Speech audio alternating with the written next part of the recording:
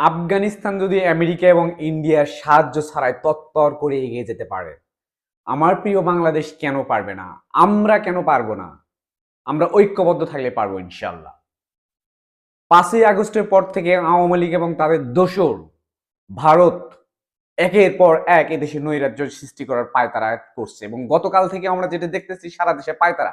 আজকে চট্টগ্রাম আদালতে কি হয়েছে সেটাও আমরা দেখেছি। ইস্কনের এই সন্ত্রাসী গোষ্ঠী চট্টগ্রাম আদালতে হামলা করেছে, ঘন্টার পর ঘন্টা সাধারণ মানুষের উপর তারা নির্যাতন করেছে। এমনকি সর্বশেষ তথ্য নির্ভরযোগ্য সূত্র এখন না, আইনজীবীকে তারা হত্যা করেছে। এই হচ্ছে ইস্কন নামের সন্ত্রাসীদের কার্যকলাপ। প্রিয় দেশবাসী, বিএনপি, জামাত সহ অন্যান্য সকল দলের এবং আপামর দেশপ্রেমিক জনতার সাধারণকে বলবো, আমাদেরকে ঐক্যবদ্ধভাবে থাকতে হবে।